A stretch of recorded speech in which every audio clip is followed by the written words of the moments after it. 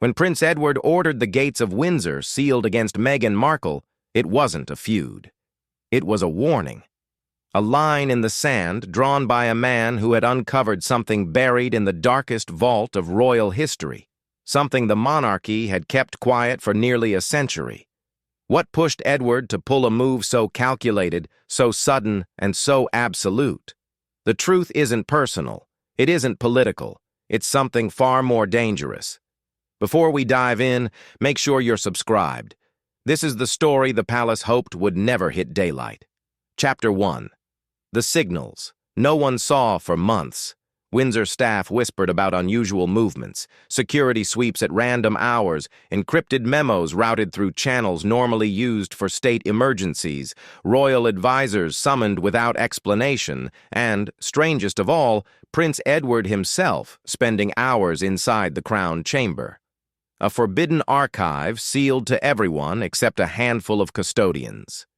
Then came a trace, a line buried inside a packet of legacy risk assessments, flagged top confidential. A line referencing a forgotten directive from 1936. A directive titled Appendix Windsor 4. It wasn't just protocol, it was a weapon. Chapter 2. The protocol they pretended didn't exist. Appendix Windsor 4 was created during the abdication crisis, when the royal family feared internal influence as much as foreign enemies. It granted a single royal, the House Guardian, unilateral power to restrict access to Windsor estates against any former royal perceived as a destabilizing force. It had never been used. No one thought anyone would dare. But Edward wasn't interested in tradition. He was interested in containment. Meghan's planned return wasn't seen as a visit. It was flagged in internal notes as potential influence event, Phase 3. To Edward, that was enough. Windsor access badges revoked, estate staff reassigned, gate protocols rewritten overnight, and the Sussexes, not notified, not warned, just locked out. Chapter 3. The leak that shouldn't have happened. Prince Harry only learned of the lockdown through a memo leaked into media channels, a digital ghost that vanished from servers minutes after publication, but not before he saw it. 3 words were highlighted in red.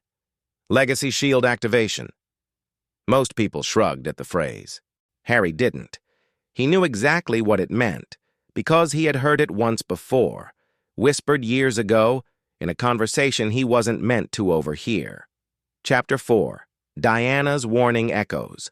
Back, Diana had spoken of a mechanism they would use if pushed, a system that protected the monarchy not from enemies outside, but from voices within. A system she feared would one day be used against her sons. Edward had now activated the modern equivalent of that mechanism, and Meghan wasn't his only target. The protocols allowed the House Guardian to extend restrictions to descendants to preserve future narrative continuity. That meant Archie. That meant Lilibet. The children were now collateral within a silent internal war. Chapter 5. Meghan's counterstrike. Edward expected outrage. He did not expect strategy. Meghan's team pivoted overnight. The private return became a global messaging operation. At the center of it, the Diana Memorial Lecture at Oxford. A tribute on the surface, a coded signal underneath. Her speech invoked Diana's legacy with precision. Carefully chosen phrases that echoed language found in Diana's own conflict memos, long rumored but never confirmed. It wasn't just a message to the public. It was a message to the palace. I know what you're doing. And I know why. The palace wasn't angry. They were terrified. Chapter 6. Edward's Red Line. The monarchy split behind closed doors. Princess Anne condemned Edward's move. William issued a veiled rebuke. Not all gates should be closed forever. Even the king hesitated, but Edward kept pushing. He convened secret midnight meetings with the Lord Chamberlain and the Privy Seal. Witnesses were dismissed.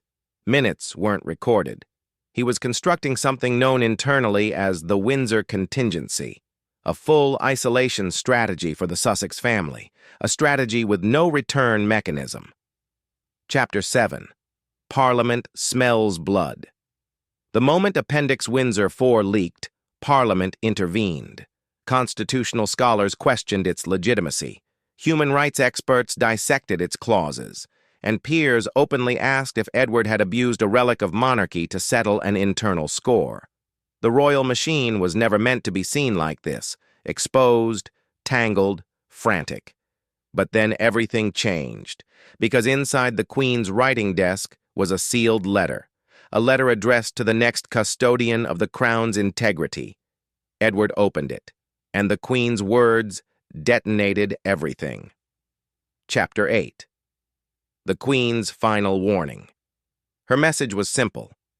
The gates must not be shut forever. Pain is not healed with locks. Edward walked out of the room, pale, silent. For the first time, the logic behind his crusade cracked, but instead of stepping back, he stepped further. Chapter 9. The Seal of Exclusion. In the dead of night, Edward signed it, a decree known only to a handful of royals, the Seal of Exclusion. It erased the Sussex family from future Windsor ceremonial life. No balcony appearances, no procession rites, no generational engravings, no ceremonial lineage recognition, not punishment, erasure. A clean break written in the quiet ink of protocol. Even Anne and William refused to endorse it. 2 royal staff resigned, and inside Windsor's walls, Edward's name became something no one spoke above a whisper. Chapter 10. The Line That Ends the Game. Meghan offered one message, just one. We didn't leave the gates. They locked them and buried the key. The monarchy preserved its walls. But the cracks? They now run straight through the foundation and whatever is coming next. Edward started it, but he may not be able to stop it.